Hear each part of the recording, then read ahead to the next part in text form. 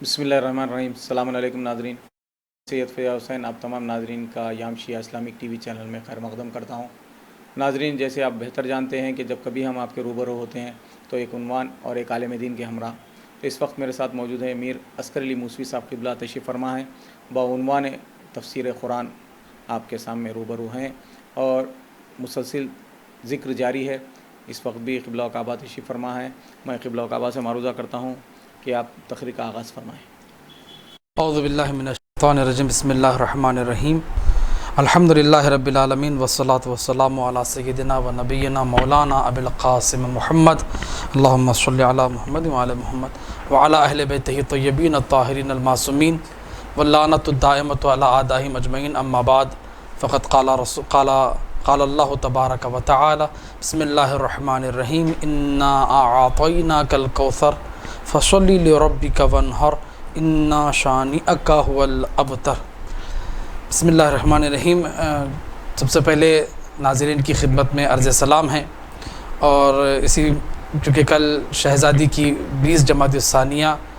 شہزادی کونین کی ولادت پربرکت ہے۔ سب سے پہلے ہم اس شہزادی کی ولادت کی مبارکباد، اس پرمسرت موقع کے جو حقیقی وارث ہے ہمارے اور آپ کے امام زمانہ عجل اللہ تعالیٰ فرجہ الشریف، امام کی خدمت میں ہم عرض تبریک کرتے ہیں کہ مولا ہم سے اس موقع کی، اس شہزادی کی اور آپ کی جدہ کی ولادت کی مبارکباد ہم سے قبول فرمائے۔ اور اسی طرح میں تمام موالیان حیدر کرار اور مومنین کی خدمت میں مبارکباد پیش کرتا ہوں۔ شہزادی کی ولادت کی مبارکباد آپ تمام حضرات کی خدمت میں، اور اسی طرح سے تمام یام شیعہ ٹی وی اسلامک چینل کی تمام ٹیم کی خدمت میں بھی میں مبارکباد پیش کرتا ہوں۔ اسی مناسبت سے چونکہ تفسیر قرآن کی گفتگو ہمارے درمیان ہے، تو اس شہزادی کی ولادت کی ہی مناسبت سے اور اسی کے عنوان سے اس سورہ کا انتخاب کیا گیا ہے کہ جو سورہ قرآن کا سب سے مختصر ترین اور سب سے جامع ترین سورہ ہے، اور وہ سورہ کوثر، جو سب سے چھوٹا سورہ ہے، جو کہ سورہ مکے میں نازل ہوا ہے، مکی سورہ ہے مشہور قول کی بنا پر، اور اس میں 3 آیتیں ہیں۔ اگر کوئی یہ کہے کہ بھئی اس کو کیوں چھوٹا سورہ کہا جا رہا ہے، جبکہ اگر آیتوں کے حساب سے اگر دیکھا جائے تو 3 آیتیں سورہ والعصر میں بھی ہیں، سورہ والعصر میں بھی 3 آیتیں ہیں، اور سورہ کوثر میں بھی 3 ہی آیتیں ہیں۔ پھر وجہ کیا ہے کہ ہم اس سورہ کوثر کو سب سے مختصر ترین سورہ کہہ رہے ہیں، اور سورہ والعصر کو اس کو نہیں کہہ رہے ہیں؟ آیات کے حساب سے سورہ والعصر اور سورہ الکوثر دونوں 3 آیتیں ہیں،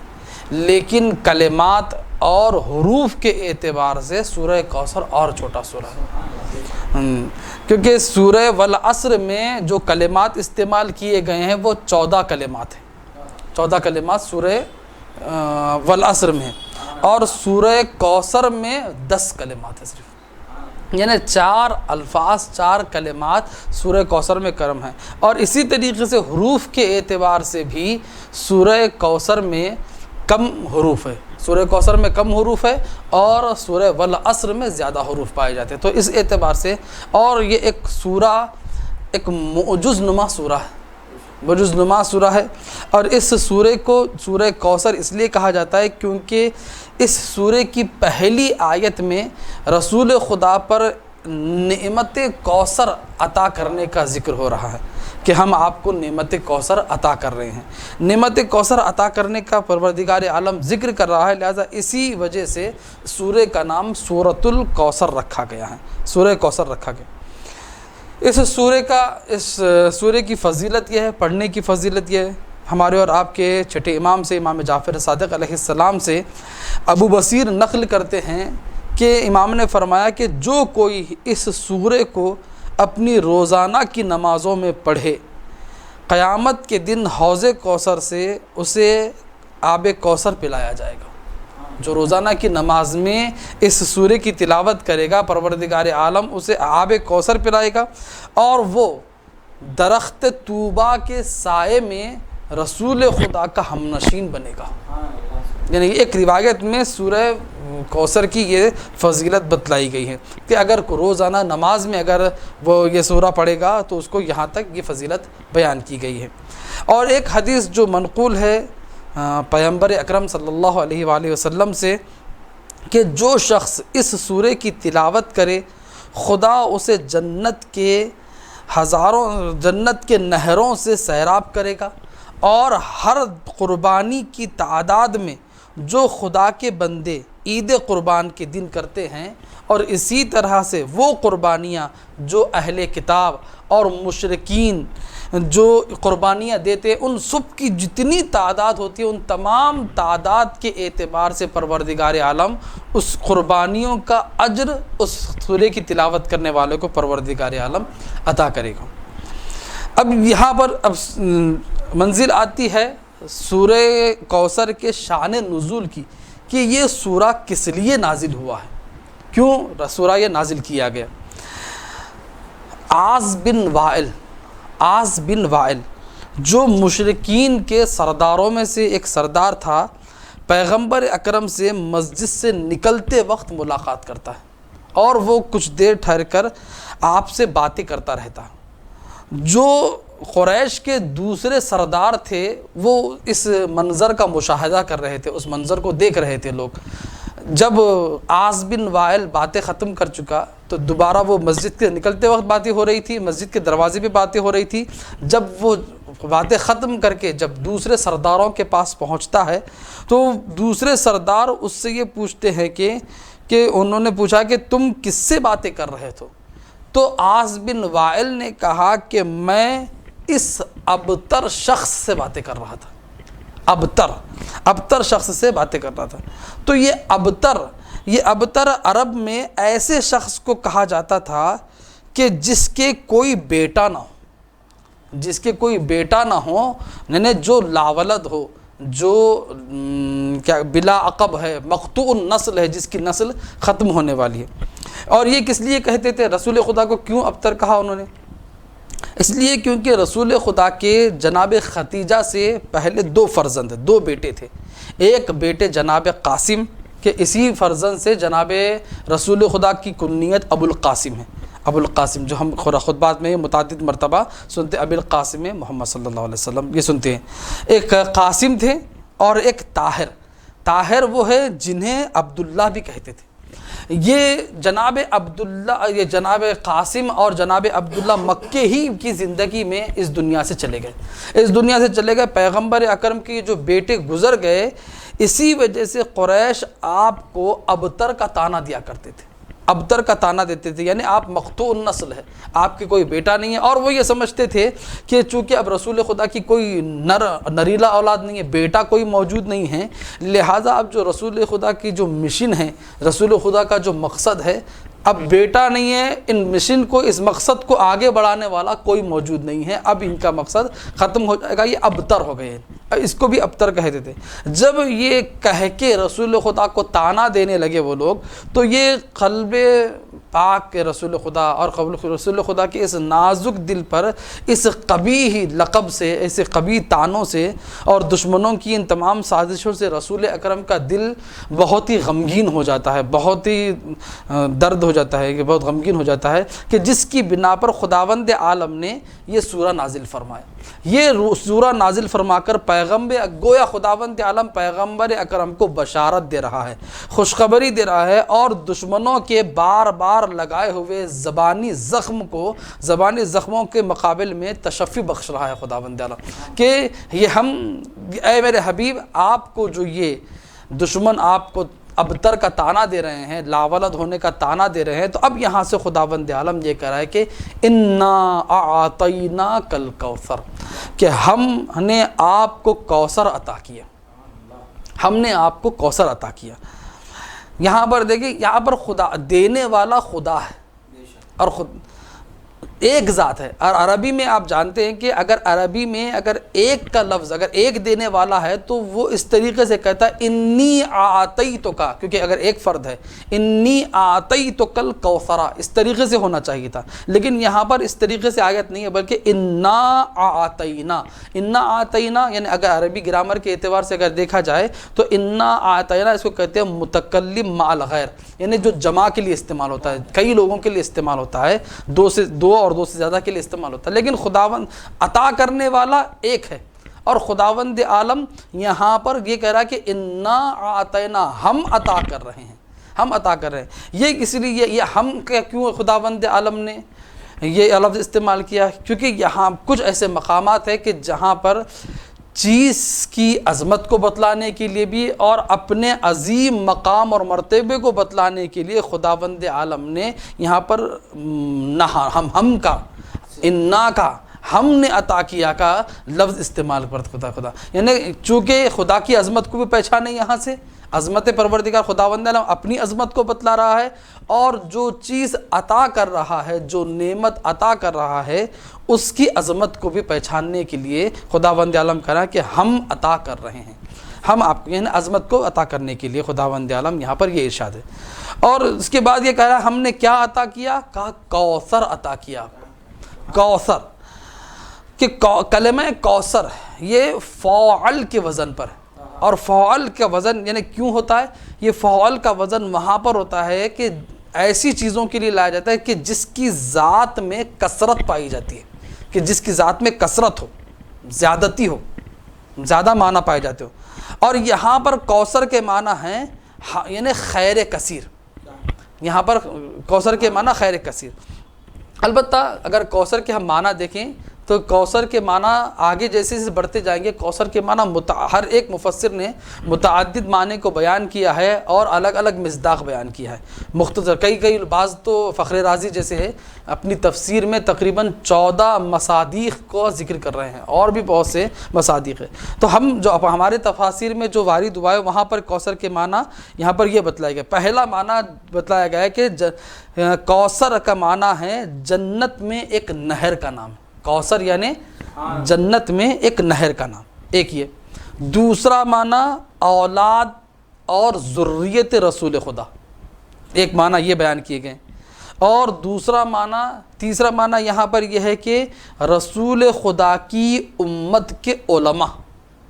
یعنی کوثر سے مراد یہاں پر بعض لوگوں نے یہ لیا کہ رسول خدا کی امت کے علماء مراد۔ بعض لوگوں نے کہا کہ نہیں، یہاں پر انا اعطیناک الکوثر سے مراد قرآن اور اس کے فضائل ہیں، یعنی ہم آپ کو قرآن دے رہے ہیں، یہ دیں۔ اس کے علاوہ اور شفاعت، بعض لوگوں نے کہا کہ نہیں ہے، یعنی حق کا شفاعت کا معنی یہاں پر شفاعت کا ہے، اور بعض لوگوں نے خیر کثیر کہا ہے۔ ان تمام چیزوں کو اگر جمع کیا جائے تو ہم یہ نہ پریشان ہو کہ بھئی ایک لفظ کے اتنے معنی لیے جا رہے ہیں کہ بھئی ہر ایک کے الگ الگ معنی ہے، تو صحیح معنی کون سا ہے؟ صحیح معنی ایک، اتنے معنی تو کہہ رہے ہیں کہ بھئی ایک لفظ کے کئی مصداق ہو سکتے ہیں، کئی مصداق ہوتے ہیں، لیکن اب دیکھنا یہ ہے کہ ان میں سب سے بہترین مصداق کون ہے، سب سے اچھا مصداق اور سب سے مصادیق، کیونکہ کئی مصادیق، کوثر کے کئی مصادیق ہیں۔ کوثر کے مصادیق میں ایک مصداق جنت کی وہ نہر بھی ہو سکتی ہے، خیر کثیر بھی ہو سکتا ہے، اولاد و ذریت بھی ہو سکتی ہے، قرآن، علماء، یہ تمام چیزیں بھی کوثر کے مصادیق میں ہوتا ہے۔ انشاءاللہ ہم آپ کی خدمت میں عرض کریں کہ ہمارے علماء نے کیا کہا ہے، لیکن اب جو روایات ہے، یہ ہم جو کہہ رہے ہیں کہ جنت میں ایک نہر کا نام ہے، یہ کہاں سے کہہ رہے ہیں؟ یہ بہت سے روایات تو اس کے بارے میں بہت زیادہ ہے کہ کوثر سے مراد کیا ہے اور رسول خدا کو کیا عطا کیا گیا ہے۔ تو روایات میں ایک یہ ہے کہ جس وقت یہ سورہ نازل ہوا، رسول خدا ممبر پر گئے، ممبر پر جانے کے بعد اس سورے کی تلاوت فرمائی۔ جب تلاوت کی تو اصحاب نے پوچھا کہ یا رسول اللہ، جو آپ کو یہ کوثر عطا کیا گیا جو کہا جا رہا ہے، یہ کوثر سے کیا مراد ہے، یعنی اللہ نے آپ کو کیا عطا کیا ہے؟ رسول خدا نے کہا کہ اللہ نے مجھے جنت میں ایک نہر عطا کی ہے جو دودھ سے زیادہ سفید ہوگی اور شہد سے زیادہ شیرین ہوگی اور اتنی صاف ہوگی کہ اس سے صاف کوئی نہیں گا، اور اس کے اطراف میں در اور یاقوت کے قبے قبے ہوں گے، یہ تمام یہ خداوند عالم نے گویا مجھے ایسی نہر عطا کی ہے۔ اسی طریقے سے دوسری حدیث میں ہمارے اور آپ کے چھٹے امام امام جعفر صادق علیہ السلام سے روایت میں آیا، حدیث میں آیا کہ آپ نے فرمایا کہ کوثر یعنی جنت میں ایک نہر ہے،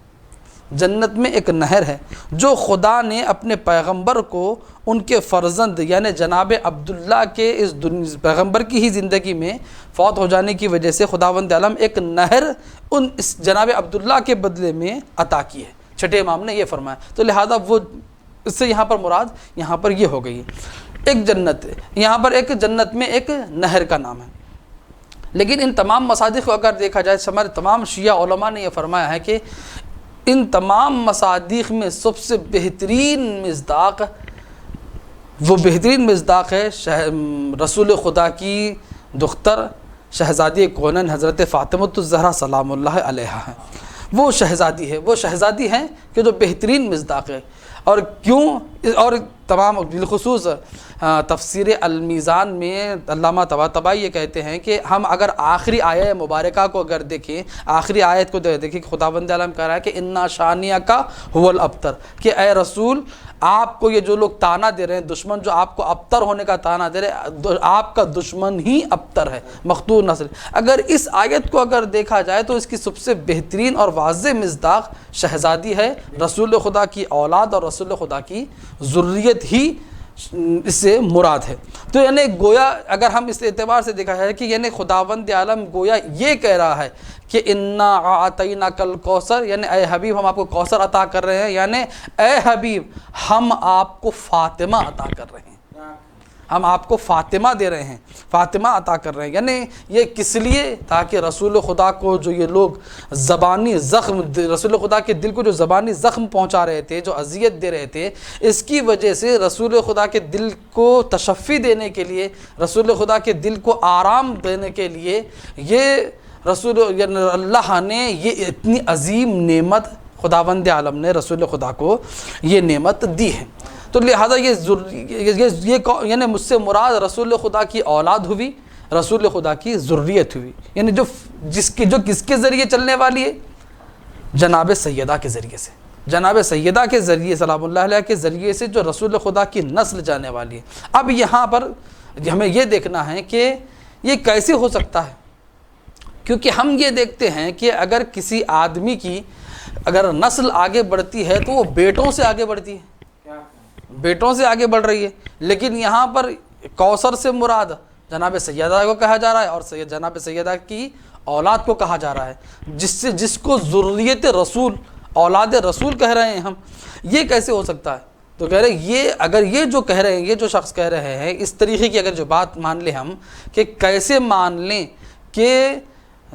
جناب سیدہ مراد ہے، یعنی کیسے، یعنی کسی کی نسل جو ہے ان کے بچوں سے چلتی ہے، بیٹوں سے چلتی ہے، یہ بات قرآن کی جو باتیں ہیں اس کے ہمیشہ خلاف میں جا رہی ہے۔ وہ اس وجہ سے کیونکہ قرآن میں خداوند عالم ارشاد فرماتا ہے کہ ہم نے جناب ابراہیم کو اسحاق اور اسماعیل عطا کیے، اسحاق کو عطا کیا، اسماعیل کو عطا کیا، اور اس کے بعد جناب کا انبیاء کا ذکر ہے، جناب داؤد، جناب اسماعیل اور جناب یہ تمام چیزیں، اور یہاں تک کہ جناب عیسیٰ، یہ تمام کے تمام ابراہیم کی اولاد میں سے ہے۔ تو یہ جو کہا جا رہا ہے جناب عیسیٰ کو اولاد جناب ابراہیم کہا جا رہا ہے، درحالی کہ آپ جانتے ہیں کہ جناب عیسیٰ کے والد نہیں ہیں،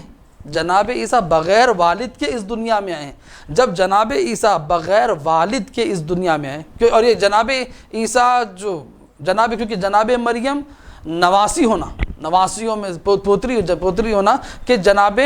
ابراہیم کی پوتری میں سے، لیکن پھر بھی جناب عیسیٰ کو جناب ابراہیم کے بیٹوں میں شمار کیا جا رہا ہے۔ تو جب جناب عیسیٰ کو مریم کی بنسبت، جناب مریم علیہ السلام اللہ علیہ کی بنسبت جب جناب ابراہیم کے فرزند ہو سکتے ہیں، تو پھر کس طریقے سے جناب سیدہ فاطمۃ الزہرا سلام اللہ علیہ کی اولاد جناب رسول خدا کیسے نہیں ہو سکتی ہے؟ یہ آیت کے عنوان سے تھا کہ اس طریقے سے، یعنی آیت کے عنوان سے خود اولاد جناب فاطمہ الزہرا سلام اللہ علیہ اولاد رسول خدا ہے، ذریت رسول خدا ہے۔ یہ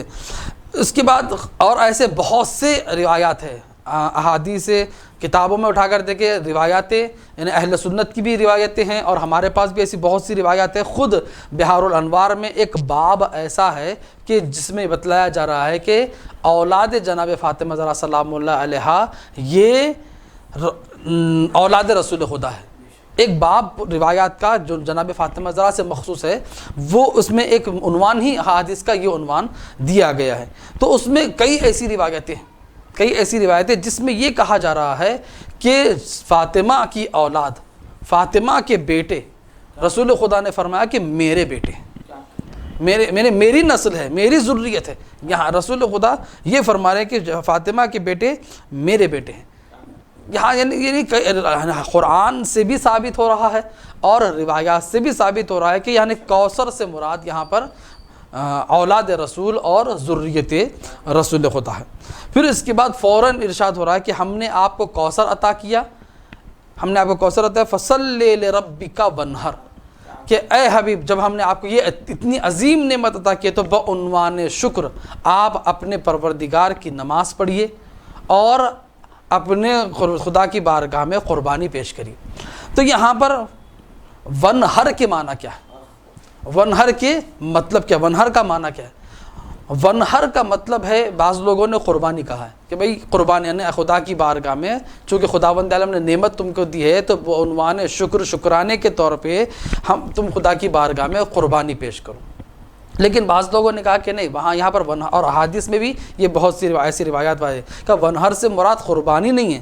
بلکہ ونہر سے مراد جب ہم تکبیرۃ الاحرام کہتے ہیں نماز کے وقت تو دونوں ہاتھوں کو قبلہ رخ رکھ کے کانوں تک اٹھانا، گردن تک اٹھانا، اس کو ونہر کہتے ہیں۔ حدیث میں وارد ہوا ہے، رسول خدا سے بھی وارد ہوا ہے کہ یہاں پر یعنی اور جب تکبیرۃ الاحرام کے وقت اپنے ہاتھوں کو کانوں تک، اپنی گردن تک بلند کریں، اور جب کبھی بھی نماز کے درمیان بھی جب ہم اللہ اکبر کہیں، سجدے میں جاتے وقت، رکوع سے سر اٹھاتے وقت، سجدے سے سر اٹھاتے وقت، یہ تمام موقع پہ جب کبھی بھی اللہ اکبر کہیں اس وقت ہاتھوں کو ہم بلندی کی طرف، کانوں تک بلندی کی طرف لائیں۔ رسول خدا نے فرمایا ہر چیز کی ایک زینت ہوتی ہے، ہر چیز کی ایک زینت ہے، اور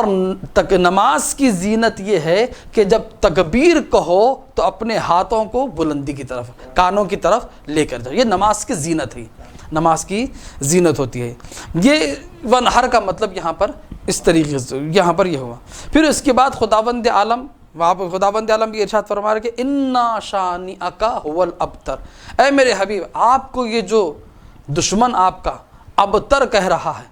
کہا یہ ابتر جو آپ کو کہہ رہا ہے کہ مقطوع نسل کہہ رہا ہے کہ نہیں، آپ ابتر نہیں ہیں بلکہ آپ کا دشمن ہی ابتر ہے۔ اب آپ یہاں پہلی آیت سے اور دوسری آیت سے ربط کو اٹھا کر دیکھیں، یہاں پر یہ کہا گیا کہ جو کہ دیکھیں ان دونوں کا ربط ہے، انا اعطیناک الکوثر، بیچ میں ہم آیت کو چھوڑتے ہیں کہ انا شانئک هو الابتر، یعنی اگر یہ انا کو اگر دیکھیں تو یہ انا بتلا رہا ہے کہ انا پہلے والی آیت کی علت کو اور سبب کو، وجہ کو بتا رہا، تعلیل کہتے ہیں اس کو، تعلیل بیان کر رہا ہے کہ ہم نے آپ کو کوثر عطا کیا، یقیناً آپ کا دشمن ہی مقطوع نسل ہے، آپ کا دشمن ہی ابتر ہے، یہاں پر یہ کہا جا رہا ہے۔ اور آپ دیکھ لیجئے کہ جو رسول خدا کو ابتر کا طعنہ دیتے تھے، یا وہ لوگ کہ جو آل رسول کو اتنا زیادہ شہید کیے، آج ان میں کوئی ایسی شخصیت موجود نہیں ہے جو قابل ذکر ہو جائے، کوئی ایسی شخصیت جو رسول خدا کو ابتر کا طعنہ دیتے تھے، لیکن اس خداوند عالم کا وعدہ اس طریقے سے پورا ہوتا ہے کہ جس رسول کو وہ لوگ ابتر کا طعنہ دیتے تھے، آج انہی رسول خدا کی اولاد اور جناب سیدہ کی اولاد دنیا کے گوشے گوشے میں ہے، اور اس طریقے سے کہ دنیا کے لیے، دنیا میں اتنا انہوں نے اپنے جوہر، اپنی فضیلت کو بتلایا کہ آج دنیا میں قابل ذکر ہے وہ لوگ، اور شان کی فضیلت، اور اس کے اور آگے اگر دیکھیں اور کیسی کیسی شخصیتیں خود اہل سنت کے، ہم تو ان کی فضیلت کو مانتے ہی ہیں، ان سب کی چیزیں دیکھتے ہی ہیں، کہ وہاں پر یہ بتایا جاتا ہے کہ خود اہل سنت کے علماء نے یہاں پر یہ کہا ہے کہ جناب سیدہ کی اگر اولاد کو اگر دیکھا جائے کیسی کیسی شخصیتیں ہیں، جیسے انہوں نے مثال میں دیا، جیسے چھٹے امام کا نام دیکھا کہ ان کی جناب سیدہ کی اولاد میں امام محمد باقر ہے، امام جعفر صادق علیہ السلام ہیں، ایک ایک امام کا نام لے کے بتاتے کہ اولاد رسول میں یہ ہستیاں موجود ہیں. یعنی یہ اللہ کا جو وعدہ تھا اتنی اس طریقے سے پورا ہوا کہ جس رسول کو وہ لوگ ابتر کا طعنہ دیتے تھے ان میں کوئی قابل ذکر کوئی ہستی موجود نہیں ہے، لیکن اولاد رسول میں ایسی ہستیاں موجود ہے کہ کائنات خود آج فخر کر رہی ہے. اور اگر آج ہم دین اسلام کو اگر یہ بھی مان لیں کہ ہاں یعنی کوثر سے مراد دین اسلام ہے، اگر آج دین اسلام بھی اگر موجود ہے تو اولاد فاطمہ کی قربانیوں کی وجہ سے، شہزادی کے اولاد، شہزادی کے فرزند اور شہزادی کی جو نسل کے جو بچے ہیں، ان بیٹے ہیں جو اولاد سیدہ ہے، اگر وہ قربانی نہیں دیتے، اگر وہ اسلام کی حفاظت نہیں کرتے تو آج کہاں اسلام ہوتا. اور جتنی نعمتیں ہیں نعمت اسلام ہو، اور جتنی دنیا کی نعمتیں وہ تمام کی تمام نعمتیں اولاد سیدہ کے ذریعے شہزادی کا صدقہ ہے. اور خداوند عالم یہی کوثر رسول خدا کو جو عطا کر رہا ہے، اور یہی کوثر 20 جمادی الثانیہ 5 بعثت کو رسول خدا کی آغوش میں آتی ہے، رسول خدا کی آغوش میں آئی، اور رسول خدا کو اس طریقے سے دل میں ٹھنڈک ہوئی. اور اسی عظیم ہستی کے صدقے میں ہم خداوند عالم کی بارگاہ میں دعا کرتے ہیں کہ پروردگار تجھے شہزادی کونین کا واسطہ، تجھے فاطمہ زہرا سلام اللہ علیہ کا واسطہ کہ شہزادی کے صدقے میں ہمارے دلوں میں روز بروز محبت اور معرفت اہل بیت کا اضافہ فرما، ہمیں صحیح شیعہ اہل بیت بننے کی، قرآن کو سمجھ کر قرآن کی تلاوت کرنے کی اور قرآن پر عمل کرنے کی ہمیں توفیق عنایت فرما. پروردگار واسطہ محمد والے محمد کا ہم جب اس دنیا سے اٹھے تو ایک ہاتھ میں دامن اہل بیت اور ایک ہاتھ میں قرآن مجید ہو. پروردگار واسطہ محمد والے محمد کا امام کے ظہور میں جو وارث خون امام حسین ہے، جو منتخب خون امام حسین ہے، جو وارث زہرا یوسف زہرا ہے، پروردگار ان کے ظہور میں تعجیل فرما اور ہم کو ان کے اعوان اور انصار میں شمار فرما. والسلام علیکم ورحمۃ اللہ وبرکاتہ. ناظرین اس کے ساتھ ہم ہوتے ہیں. خدا حافظ، فی امان اللہ. مولا علی علی مولا علی علی مولا علی علی علی علی علی مولا علی علی